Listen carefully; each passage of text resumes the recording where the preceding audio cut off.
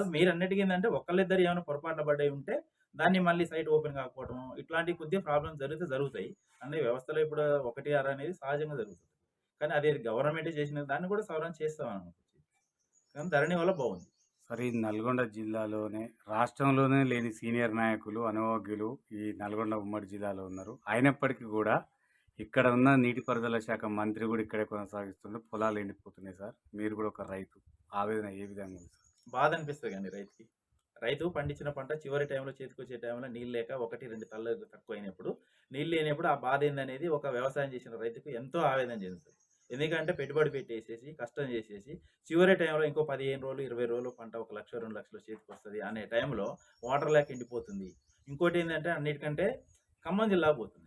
ఖమ్మం జిల్లాకు పోయినప్పుడు నల్గొండ జిల్లా రైతులున్నారు. పక్కనే కాలువకు ఆనుకున్న పొలాలు కూడా ఎండిపోతుంటున్నాయి. అవి కూడా దృష్టిలో పెట్టుకొని ఉత్తమ్ కుమార్ రెడ్డి గారు ఒక తడి 2 తళ్ళు ఇస్తే బాగుండేదేమో అనేది రైతులు ఆవేదన చెందుతారు. ఇప్పుడు ఇచ్చిర్రు కదా సార్. నీటిపారుదల శాఖ మంత్రి గదా!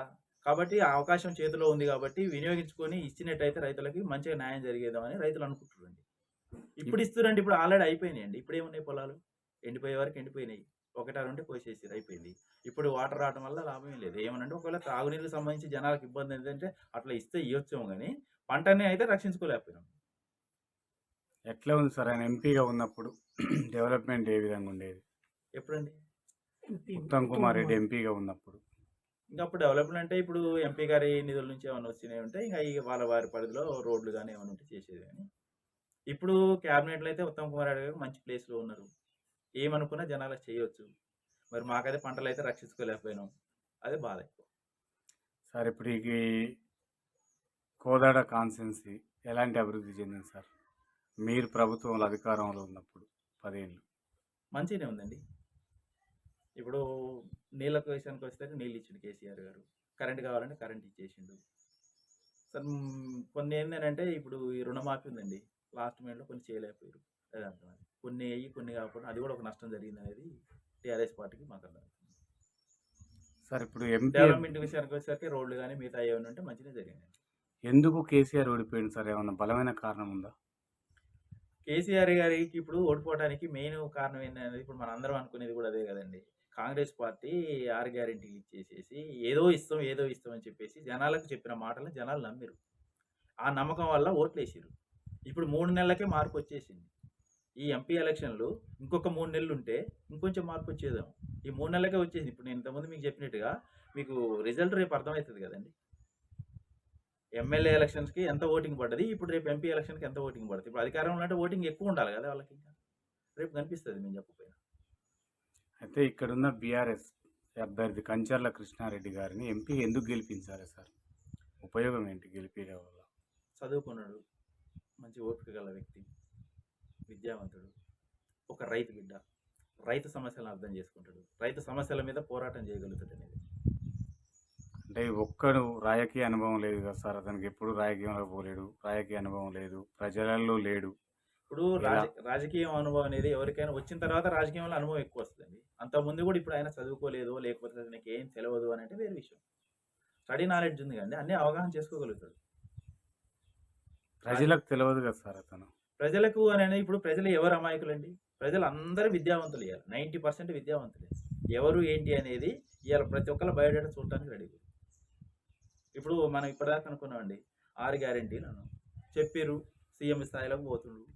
గెలిస్తే సీఎం గారు అబద్ధాలు చెప్తారా అన్నారు. నమ్మిర్రు ఓట్లేసిర్రు. ఇప్పుడు సీఎం గారు మళ్ళా ఆగస్టు 15వ తారీఖు రోజు ఇస్తా అంటుండు.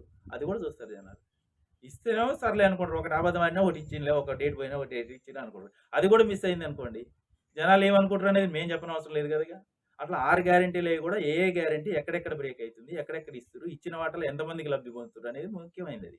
అది అది చేయాలండి గవర్నమెంట్.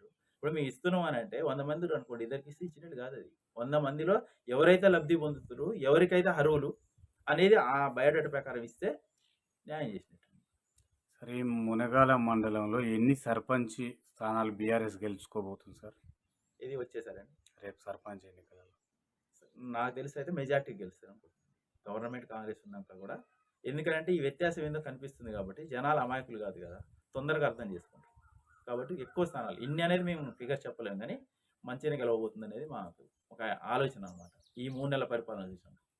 సార్ ఇప్పుడు ఈ కాంగ్రెస్ ప్రభుత్వాన్ని మీరు చూస్తూనే ఉన్నారు సార్. దీన్ని బట్టి ఇప్పుడున్న పరిస్థితులను బట్టి ఎంపీ స్థానాలు వాళ్ళు 14 కొడతామంటున్నారు. నిజంగా వాళ్ళకి కాంగ్రెస్‌కి 14 వస్తాయా సార్? ఇప్పటికి కొద్ది రోజులే ఉంది కదండీ. ఇప్పుడు అధికారంలో ఉన్నారు కాబట్టి మొత్తాన్ని కూడా అనొచ్చు వాళ్ళు. ఇప్పుడు ఆ మాట సహజంగా ఎవరైనా సరే ఇప్పుడు మాకే వస్తాయి అనేది చెప్తారు అధికారంలో ఉన్నప్పుడు. ఇప్పుడు ప్రతిపక్షాలు ఉన్నోళ్ళు కూడా మా వాళ్ళకి ఎట్టొస్తాయి మాకే వస్తాయి అని అంటారు. జనం తీర్పు కదా! త్వరలో తెలుస్తది కదా అది. సార్ మీరు విలేజ్‌లలో ఉంటున్నారు సార్. విలేజ్‌లలో ఓటర్ల నాడి ఏ విధంగా ఉంది? వాళ్ళకేం చెప్పదలుచుకుంటున్నారు సార్? ఓటర్ల నాడి మాత్రం పూర్తిగా మేము మోసపోయినాం అనేది జనాలు చెప్పుకొని వింటున్నాం. అక్కడక్కడ చూసినప్పుడు మామూలుగా విలేజ్‌లల్లా జరిగే సంభాషణ ఎట్లుంటదనంటే, గవర్నమెంట్ వచ్చిన తర్వాత ఏం చేసింది? నెక్స్ట్ ఏం చెప్పిర్రు? మనకేం చేస్తుర్రు? అనేది ఇప్పుడు ఒక్కళ్ళనైతే ఆపుతాం, ఇద్దరిని ఆపుతాం కానీ ఊరందరిని ఆపలేం కదా! ఎవరు మనసులో ఉన్నది వాళ్ళు వెలిబుచ్చుకుంటారు. ఇప్పుడు మేము వినేదైతే స్పష్టంగా అదండి. మాటలకే పరిమితం అయింది తప్ప ఏం చేయట్లేదు అనేది వింటున్నాం కాబట్టి బీఆర్ఎస్‌కి మంచి న్యాయం జరుగుతది ఈసారి అనేదైతే మాకు ఆలోచన. ఏం చెప్పదలుచుకున్నారు ఓటర్లకి? బీఆర్ఎస్ పరిపాలనలో మంచిగా రైతాంగానికి గానీ, మిగతా వాళ్ళకి గానీ, అన్ని వృత్తుల వారికి కూడా మంచిగా లాభాలు జరిగినాయి. మంచిగా బెనిఫిట్ జరిగింది కాబట్టి బీఆర్ఎస్ పార్టీకి ఓటేస్తే మళ్ళీ కేసీఆర్ గారు పుంజుకొని మళ్ళీ గవర్నమెంట్ ఫామ్ చేస్తాడు కాబట్టి వచ్చే రోజుల్లోనైనా మళ్ళీ మనకు మళ్ళా కేసీఆర్ గారి పరిపాలన బాగుందనేది ఎట్లయితే చెప్పుకోనో ఆ రోజుల కొరకి రావాలంటే మళ్ళీ బీఆర్ఎస్ పార్టీకి ఓటేయాలనేది మేము చెప్పదలుచుకున్నాం. బీఆర్ఎస్ అధికారంలో